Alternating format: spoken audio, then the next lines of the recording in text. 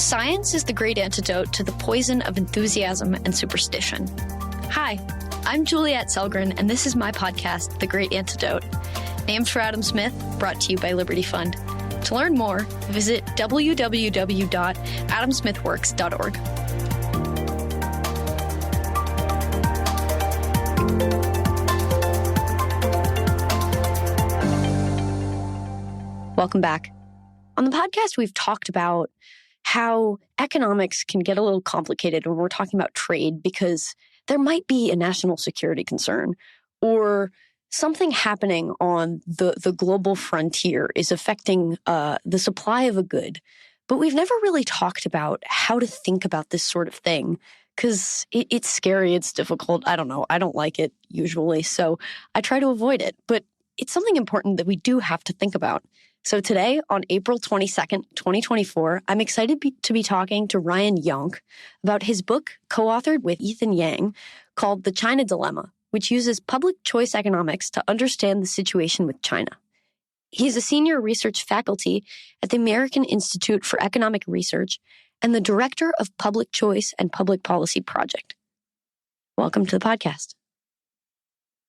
Great. It's nice to be with you, Juliette. So my first question, what is the most important thing that people my age or in my generation should know that we don't?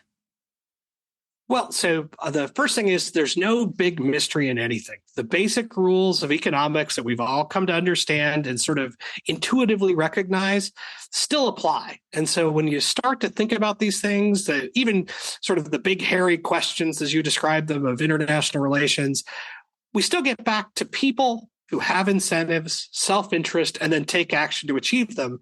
And as long as we start from there, we can really look at the world and understand it really pretty clearly. And this applies to everything? Yeah, applies across almost all of the human condition.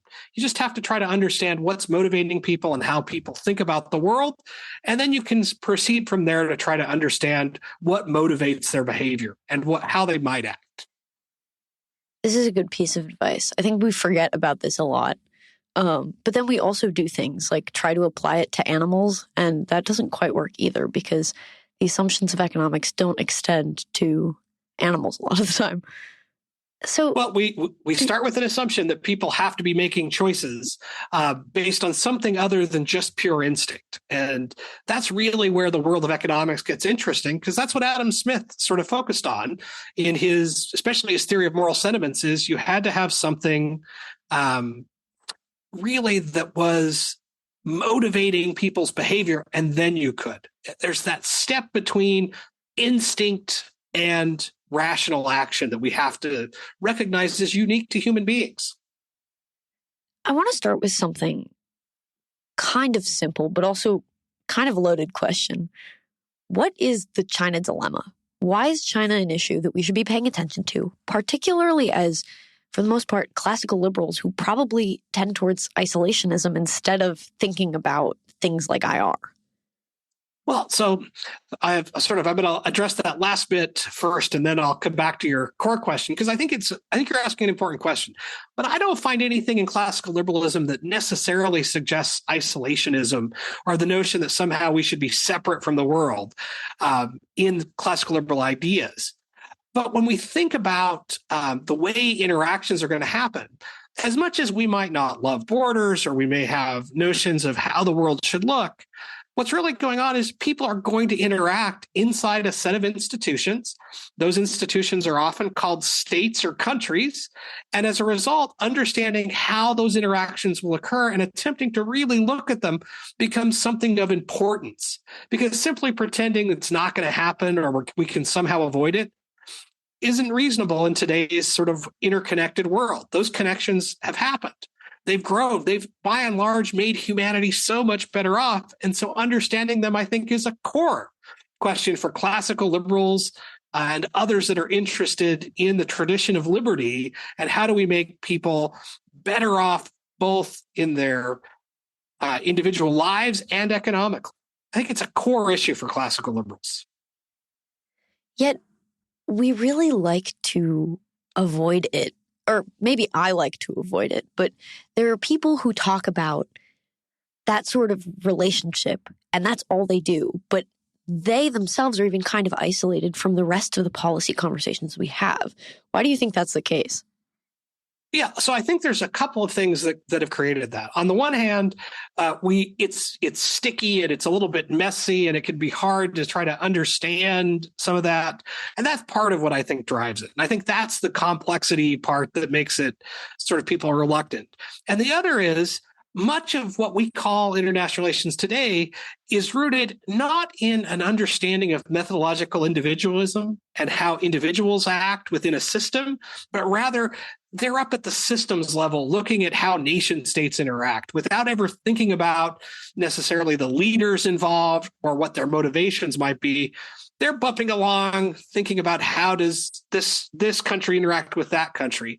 And at its core, the China dilemma really is how does the U.S. formulate a policy for interacting with China? What should it be? And for us, when we say the China dilemma, we really mean the dilemma of really trying to understand what's happening in China and what's motivating them. Because absent that, it really does look like this big, hairy mess that you can't easily find a way to think about or apply some of the standard approaches to. When you back up and remember that thing we started with, where individuals, people are people, they have interests and they'll take action to achieve them, you can start to apply to how countries interact. And that's really what we do in the book. And I want to get to that and how your approach differs from the standard.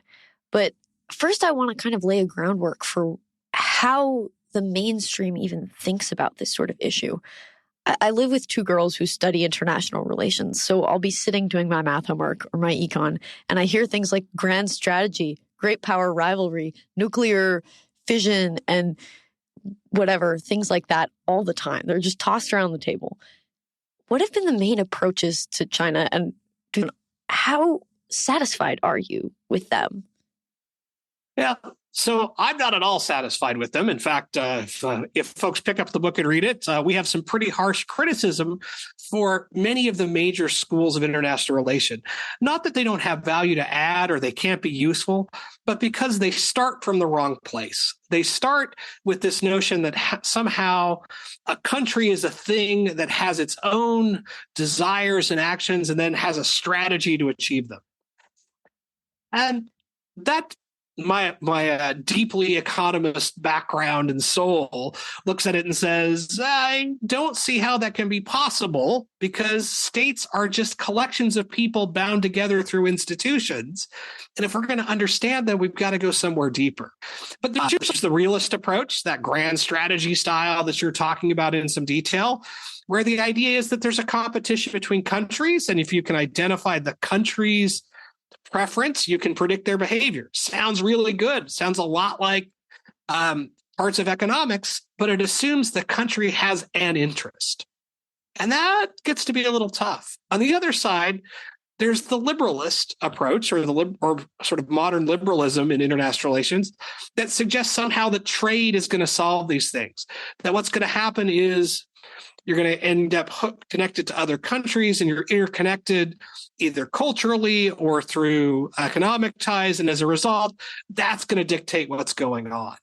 And there's a few other schools of thought as well, but they all share the core issue in common. And that is that countries are the level of analysis. And there's usually very little thing that's politics. And that's really part of the big distinction about international relations. It felt really funny to ask you if you were satisfied with all of these, given that you wrote a book about the subject. But it felt also like a valid question because there are millions and billions of books about China, and a lot of them somewhat agree. So I don't know. Maybe I'm just defending the past question. Go ahead.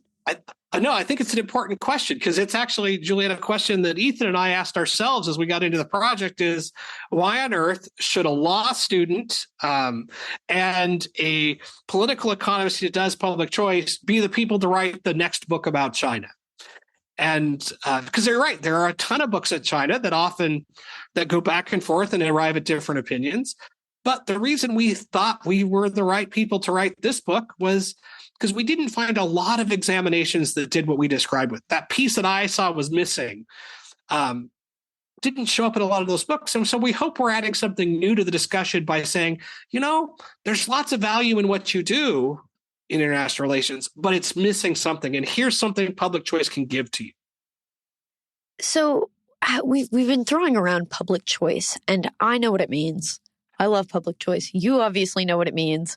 And we've talked a lot about it on the podcast, but can you give us a reminder of what public choice is and how it stands apart and within the rest of economics? Yeah, so public choice is a really simple sort of concept, and that is that you can take those lessons of economics, that individual self-interest, this notion that individuals have preferences and they take action to achieve them, and you can apply them to the political world. And that's at its core what public choice did. Now, it's built from that over time into something more substantive, but that core insight is what it is where it all began. Very famously, one of the major figures in the public choice literature, James Buchanan, who would win a Nobel Prize, refers to public choice as politics without romance. And what he meant there was that we're going to look at politics the same way we look at actions in the marketplace. We're not going to have romantic notions that somehow you have lots of civic virtue and everybody goes in and is doing great things for all the right reasons, but rather that they have their own reasons that they're doing things. And that if we are going to understand and really figure out what's going on in politics, that same methodology can be used. So how does the public choice framework then challenge the way that the majority thinks about the issue? Particularly, I'm guessing it has some alignment with the liberalism approach and with the realist approach, but in different ways. So is that the case? And how does it differ from all these other approaches? And how does it help us understand the China dilemma? Yeah. So at its core, I think you get one of those major things. They get a couple of major things right in both of those schools. And that is that, in fact, the end result may be that that the way things play out could, in fact, be because of what's going on below the surface. And that's really what we're suggesting, is that if you want to understand what motivates a country to cooperate more or cooperate less, it isn't just that they have some singular national interest, but there's something motivating the people involved in the politics of that country and in the leadership to be more or less cooperative. And as a result, then you can begin to predict, and there will be times when that's going to be cooperation, and then there's going to be times when that's competition. And for the U.S., figuring out, is this going to be a cooperative relationship with China, or a competitive one, or even a hostile one, as grand strategy sometimes suggests? Really, that's going to come down not to just whether or not the U.S. wants X or China wants Y, but how the domestic politics play out, because those national interests are, in fact, shaped by their domestic politics. So something that a lot of these approaches miss, and you've been hitting on this, is that the decision-making structure is what's really important. And it's something that we more easily, even though we don't talk about it a ton, understand when it comes to American political decision-making, right? We talk about the decisions that are made, but not the decision-making, and that's the public choice element. Just because we live here, right? And we think about this at least more regularly than we think about the structure within China. So what is the decision-making structure and mechanism within China? Who are the major actors? What are the incentives that they're facing? Not what should we know, but this is a question that hasn't been spoken on. You don't read about this anywhere in the news. And so give us the lowdown. What should we know? Yeah. So there's a couple of things you should know. I think you're exactly right on that. We live the U.S. system every day. Very few international relations scholars would say, yeah, the U.S. just has a single national interest. Almost no one believes that. We don't have just a national interest. We have things that ebb and flow, and administrations change, and so what the U.S. does changes.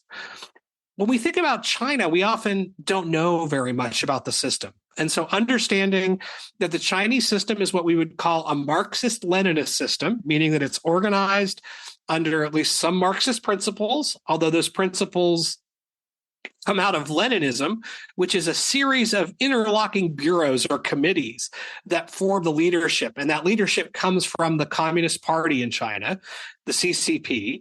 And as a result, the leadership moves up not through elections, not through a competition in the polls or through heredity if you were in an absolute monarchy, but instead, leadership comes about by advancement in the Communist Party. And at virtually every level of governance in the US, the Chinese are at virtually every level of governance in China, the Communist Party is present and being run by one of these mini committees. At the big level, they call it the Politburo, the decision-making organ of the party that then directs the state. And so how those things actually operate, how people interact on them, end up being so much of what drives. We sometimes listen to, especially some US politicians, who talk about China as though the current chairman of the CCP has absolute power in China. And it's true. She has a ton of power in China, but he's actually the product of these interlocking bureaus and committees, and ultimately is part of a Politburo that he has to maintain support in, because, in fact, purges do regularly happen. If you look at the Soviet Union, which is the model this was based on, communists know how to purge each other better than almost anyone else.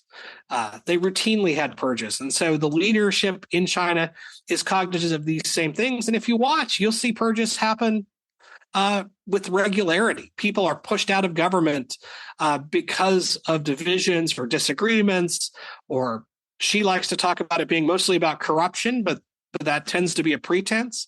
But there's politics happening, and that politics influences how things go. And so that structure becomes an important part to understand. And it's very foreign to us in the US because that's not the system we operate in. Do they really call it the Politburo internally? Like, seriously call it the Politburo? Obviously there's going to be a Chinese word equivalent, but that's the Leninist term for it. That's the common parlance that's used to talk about that central committee, it's often called, and that's what Politburo generally means. But the language moves around a little bit inside the Communist Party, depending on where it's implemented. But that's the sort of standard approach that people use to describe things. Yeah, for whatever reason, I just can't get over the fact that that is seriously still a thing today. It makes sense, right? But we use it in my house as a joke. And so it's weird that could be used very seriously and that it still is. It feels, I don't know why it's so striking.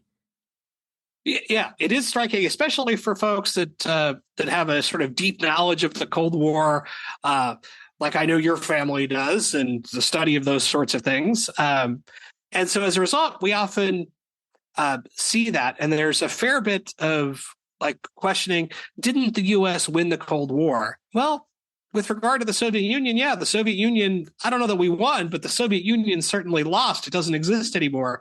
But there was also the Chinese version going on across most of the same period, and they played out a little bit differently than the Soviet Union did. Although they share this common characteristic, there are parts of Chinese leadership and governance that diverged a lot from the Soviets, and that's part of what's allowed them to continue to exist today.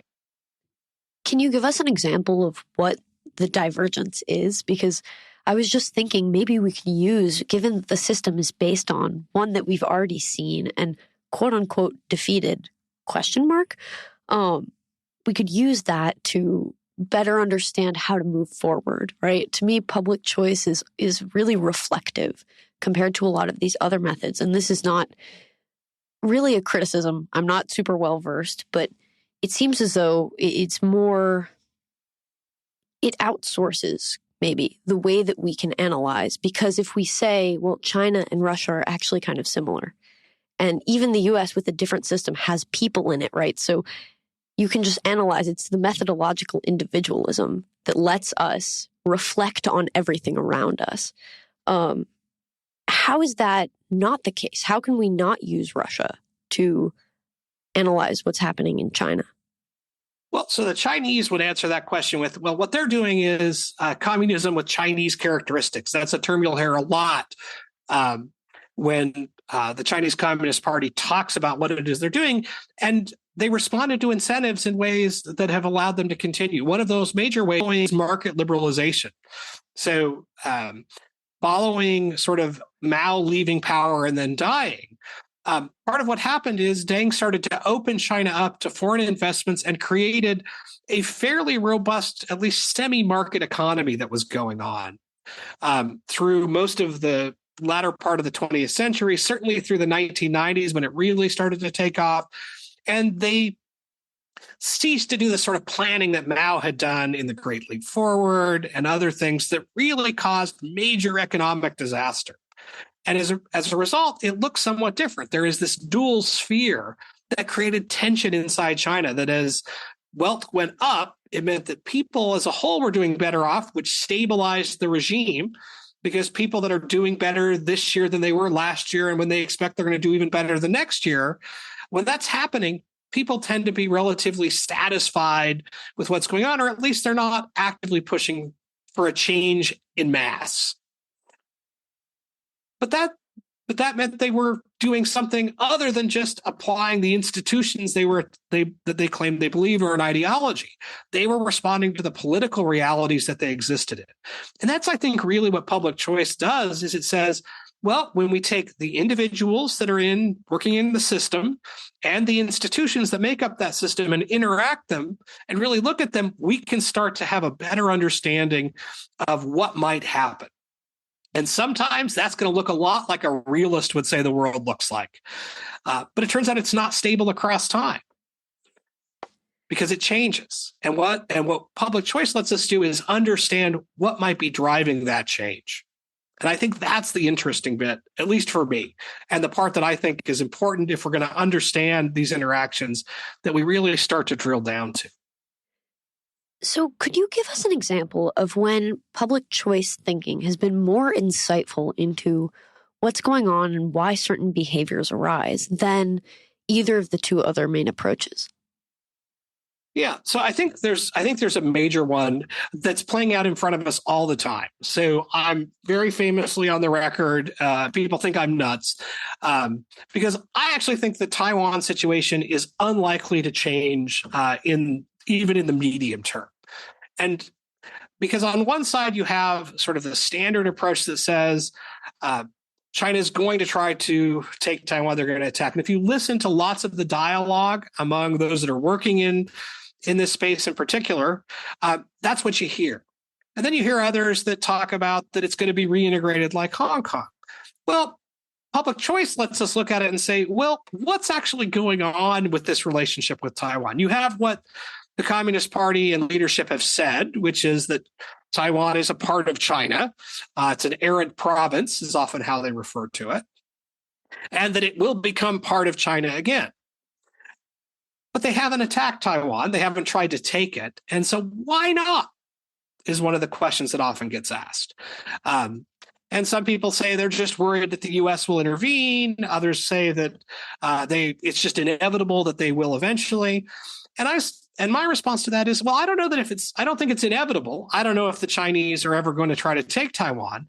But what I do know is that if you watch how the Chinese leadership talks about Taiwan as an errant province is very useful to folks like President Xi, who is able to talk about the fact that Taiwan is this problem and use that to help build nationalist sort of tendencies, this idea that there is a problem that must be solved.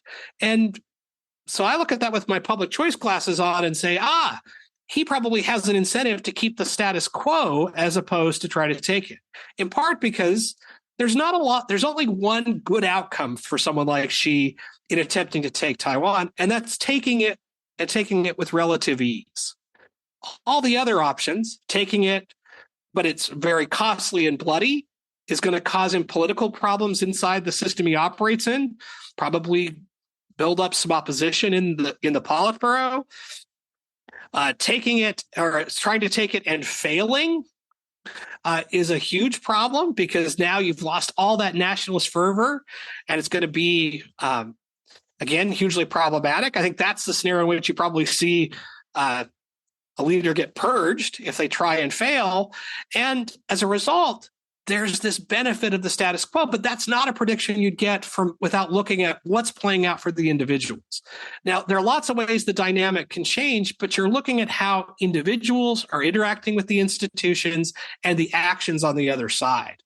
And so much of what's going on is being determined not by grand strategy, but by decisions made by individuals who are trying to achieve their preferences. And in this case, Xi very clearly wants to stay in power. And so he's going to figure out how to do that.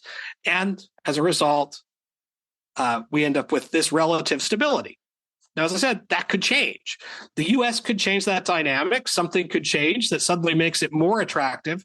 But you don't really start to understand that stuff if you're just looking at this grand competition model that comes in. So you mentioned the things that were coming out of China, right? So official news stances, statements. We have to look at that when we're kind of analyzing how to think about how different political decisions are being made within a country.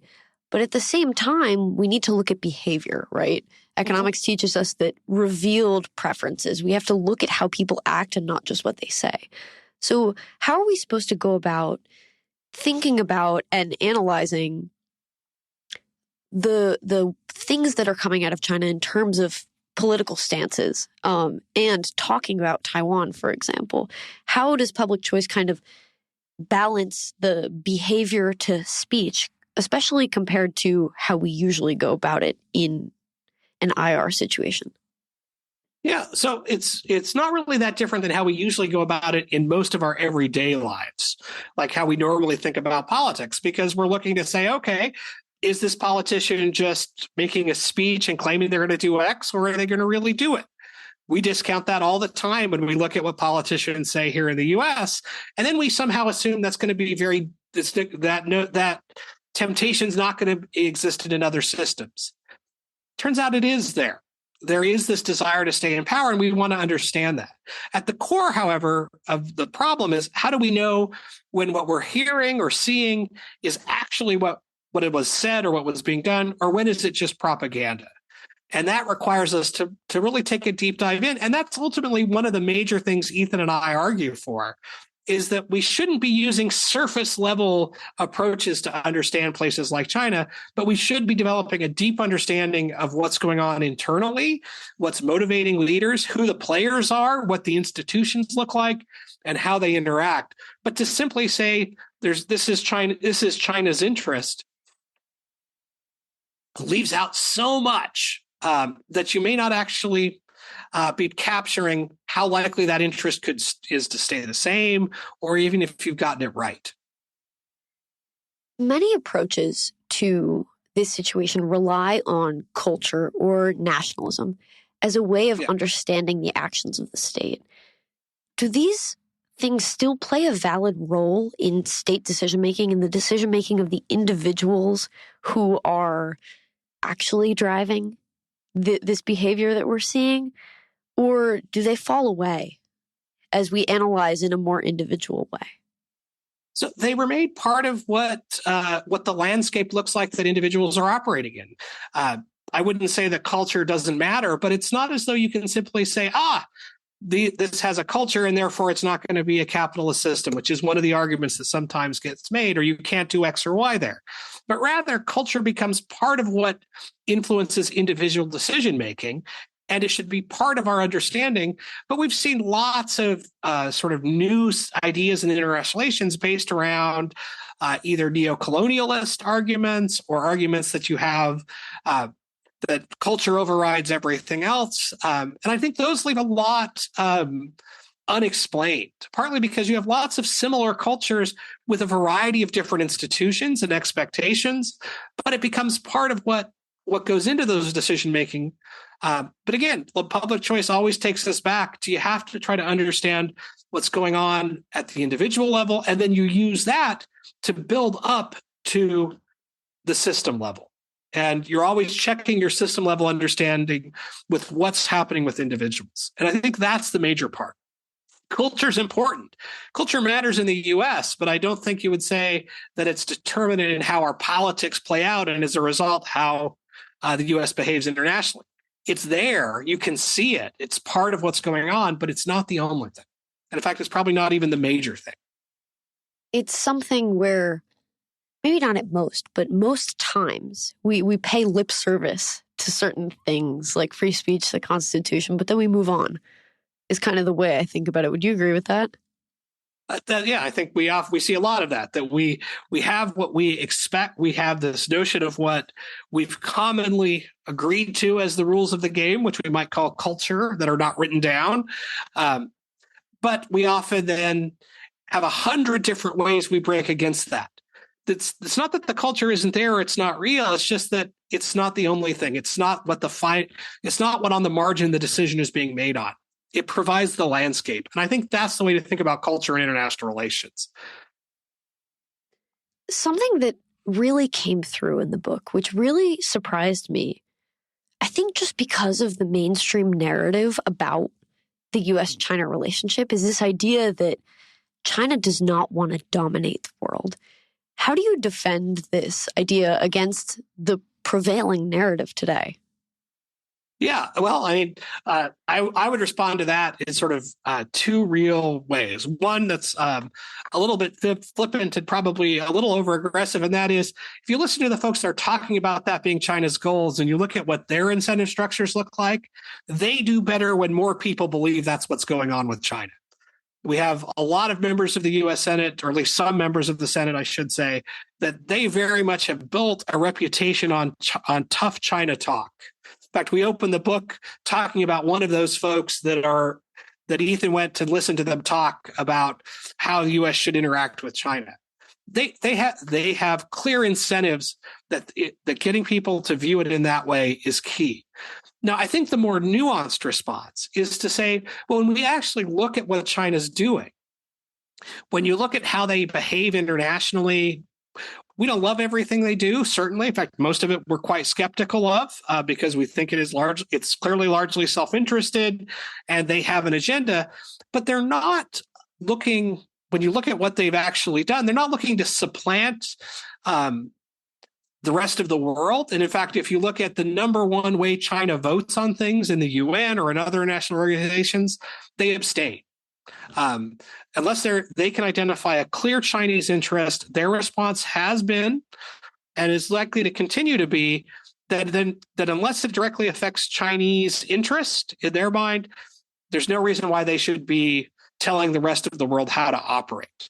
On top of that, everyone was all freaked out for years about the Belt and Road Initiative. I'm sure folks have heard of that. This was where Chinese foreign direct investment was going in. There were lots of agreements that were being signed, and there was a lot of sort of moral panic that China was going to take over the world by doing all this. Well, it turns out the Chinese have been utterly unwilling to use force to defend any of the contracts that have happened there. And in fact, what usually happens is they renegotiate, they do something else. And that looks a lot like looking for influence and participation in the global stage, not looking to be sort of a global hegemon. Their behavior just doesn't speak to that. And in fact, if you listen to both what they're saying and then what they do, you get a really consistent narrative in that regard. So I guess a response or something I've been thinking about this entire time that you really hit on in your first response to that question is that in the same way that we can use public choice to analyze what's coming out of China, we can use it in the US also, and we do primarily, and that's kind of how public choice came about, even though maybe it was more abstracted. It definitely was based in the US. So I often think it's just US centric, which is not, as your book has shown. But how does the public choice analysis of things make us maybe more skeptical, or I don't want to say cynical, but cynical about the US's power to either do anything or our stake in this sort of relationship? How do we think about it when we have to analyze not only China, but the US? What can we even do? Yeah, so I don't view it as a cynical position, because what public choice is saying is, if you want to understand what's happening, you should look at it without the blinders that somehow there's a right and there's a wrong and we're right and they're wrong, but rather you're looking at the incentives and what people are attempting to do. And public choice allows us to do that. I think actually there's a wide set of policies the U.S. could be engaged in that would lead us down a path of even healthy competition with China. The U.S. tends to be its best self, not when it's dictating to the rest of the world or when it's responding in fear, but when it's really unleashing its productive power to compete on the global stage. That's what the U.S. does the best. It's what classical liberals have argued for across the world. It's what sort of lots of the folks that are interested in free market economics suggest, is that sort of competition creates better opportunities. And as a result, you start to be able to think about, well, if it's not just that they're out to destroy the other side, how can we engage them more productively? How can we interact in different ways? And at the same time, I would also tell the Chinese Communist parties they should think about the U.S. this way, because they do the same thing and think about the U.S. as a monolith. And so it's not as though this is, they know everything about what's going on in the U.S. and we know nothing about there. We got it all wrong and they're going to win. No, this is a problem that goes both directions. And really, it suggests, again, what the basics of public choice really had been for most of the 20th century and now into the 21st. And that is really taking off the rose-colored glasses or sort of the dark, scary glasses when you look at politics and really just looking at them for what they are. So then what are some of these policies or institutions that make us be our best selves? When it's competing in open markets, in markets where the U.S. is producing and engaging and competing by providing value to consumers. It's one of the things we've always been best at. It's where we tend to win very well. Doesn't mean there aren't winners and losers in every system, but on average, it's where lots of production has happened and where really the U.S. built its wealth. On top of that, U.S., you could call it U.S. culture or U.S. Sort of pop culture is one of the major places where, again, you can go anywhere around the world. And what do you see? Well, you see lots and lots of U.S. focused things Taylor Swift that have gone out. Taylor Swift is a great example. I have a good friend in China that flew to Singapore to go see Taylor Swift. He actually lives in Hong Kong. That's part of what's going on. And that's the sort of competition that really matters, because that's, I think, where things are best, where we're focused on trying to provide value and engagement rather than being convinced that somehow there is a zero-sum competition that has to happen in the world.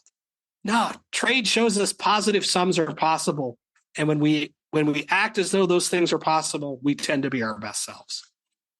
I think this also resonates because there's this idea in econ that the optimal amount of something bad, say pollution or murder, all these things that we ideally don't want in society, is never zero, right? Because the cost of preventing that thing is too high. So maybe I'll butcher it in trying to apply it in this situation, but not only is it positive, but even if it were fully negative, winning out, quote unquote, over China, the optimal amount of winning is not zero. And I'm wondering if you, I don't know, critique me, agree with me. No, I think the logic is right. The example I think we'd have to play with for a while to get the wording exactly right, but the logic is there. And really, it's highlighted by something that Dr. Mike Munger likes to say a lot, and that is there are no answers, there are only trade-offs. And that's at the core, I think, of what you're describing, that in fact, the questions are not, it's not about whether or not we win and they lose. It's about what's the trade-off happening all the way across these decisions. So if we get to zero pollution, what have we lost? What's the trade-off? If we get to zero murders, what have we lost? And in this case, if we completely beat China, well, what opportunities are we not able to take advantage of because we spend our time trying to win? Chinese food. And that we lose Chinese food for one. We would certainly lose Chinese. We could lose Chinese food, but we also lose out on lots of opportunities for greater consumer value through manufacturing overseas. Now, there's some national conservatives that are really going to hate that, but it's true. Consumers are made better off when products cost less. Doesn't mean there's no cost associated with it, just that there's also this massive benefit. And those are the sort of things we lose out on if we focus only on that grand strategy competition view of the world. And I think that's one of the most unfortunate things that comes out of not really thinking about these things as anything other than that grand competition model.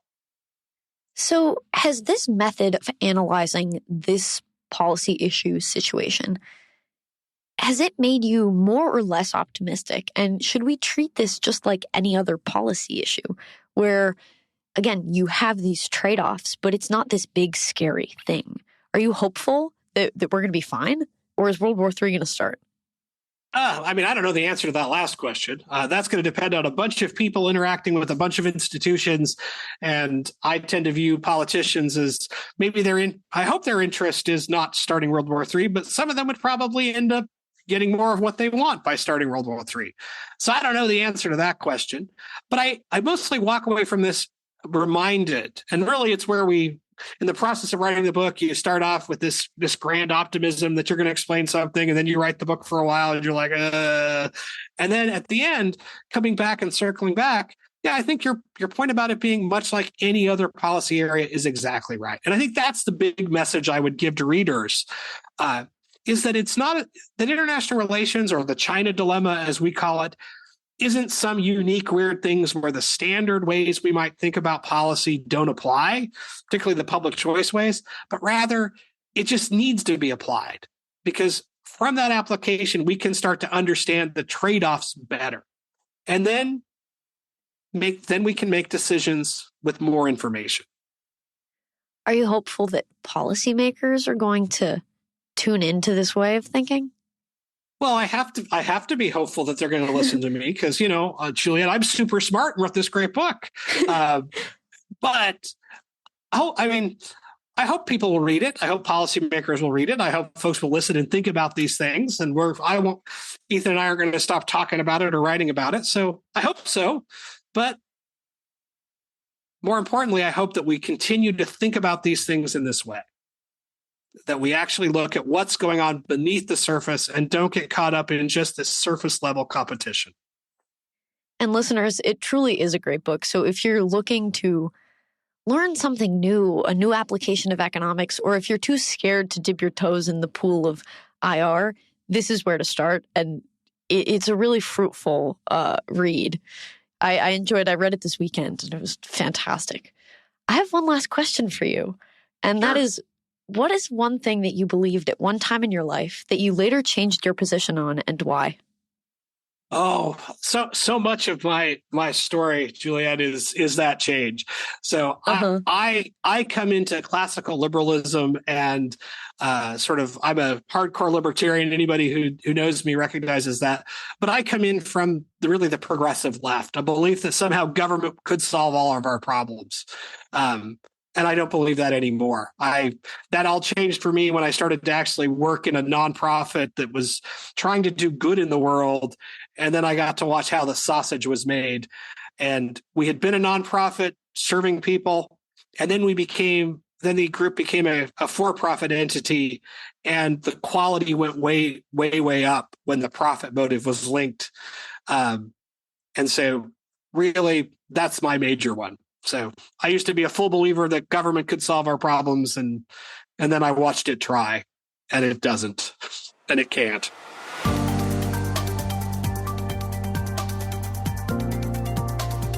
Once again, I'd like to thank my guests for their time and insight.